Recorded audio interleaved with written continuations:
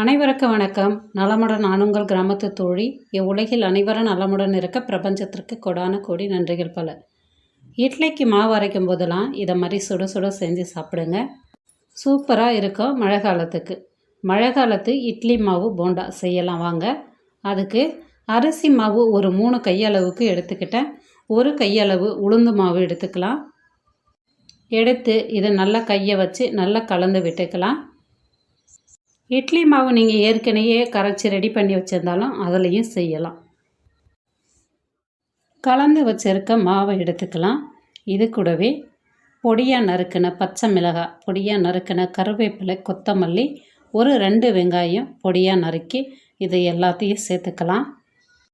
இது கூடவே ஒரு துருவிய கேரட் சேர்த்துக்கிறேன். கேரட் இருந்தால் சேர்த்துக்கங்க, இல்லைனாலும் பரவாயில்லை. 1/2 ஸ்பூன் அளவுக்கு மிளகு, 1 ஸ்பூன் அளவுக்கு ஜீரகம், மாவுக்கு தேவையான அளவு உப்பு சேர்த்துக்கலாம். இட்லி மாவில் நீங்கள் ஏற்கனவே உப்பு சேர்த்துருந்தீங்கன்னா சேர்க்க வேணாம். இட்லி மாவு கொஞ்சம் தளதளந்தான் இருக்கும்.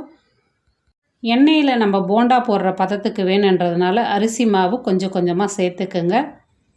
சேர்த்து மாவை பிசைஞ்சு எடுத்துக்கலாம். இதுக்கு சுவையான சட்னி செஞ்சுக்கலாம். கெட்டி சட்னி, தேங்காய் சட்னி செய்யலாம்.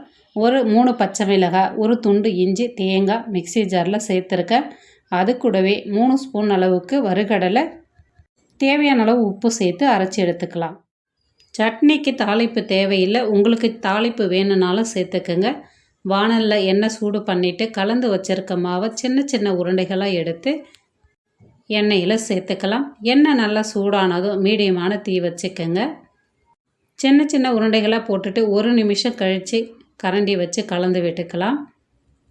அதிகமான தீ வச்சோம்னா மேலே மட்டும் கலர் வரும், உள்ள மாவு வெந்து வராது.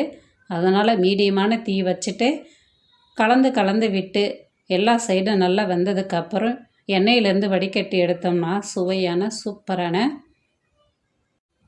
சுட சுட இட்லி மாவு போண்டா ரெடி ஆகிடுச்சு. முதல் தடவை போட்டு எடுத்துட்டேன். இப்போ 2வது தடவை இருக்கிற மாவு எல்லாத்தையும் போட்டு எடுத்துக்கலாம். எல்லா போண்டாவையும் போட்டு எடுத்துட்டேன். போட்டு எடுத்த போண்டாவை ரெடி பண்ணி வச்சுருக்க கெட்டி சட்டியோடு எடுத்து தொட்டு சாப்பிட்டோம்னா நல்லா சுவையாக சூப்பராக இருக்கும். மழை காலத்தில் மாலை நேரத்தில் இதை மாதிரி சுட சுட செஞ்சு சாப்பிடுங்க. இட்லி மாவு அரைக்கும் போது சுட சுட ஒரு 4 போண்டா தொட்டு சாப்பிட்டுட்டு டீ காஃபி சாப்பிட்டோம்னா சூப்பராக இருக்கும். இதை மாதிரி இட்லி மாவு போண்டா நீங்களும் செஞ்சு சாப்பிட்டு பாருங்கள். இந்த வீடியோ பிடிச்சதுன்னா லைக் பண்ணுங்கள். உங்கள் ஃப்ரெண்ட்ஸுக்கெலாம் ஷேர் பண்ணி விடுங்க. கிராமத்து தோழி சேனலில் சப்ஸ்கிரைப் பண்ணுங்கள். பாய்.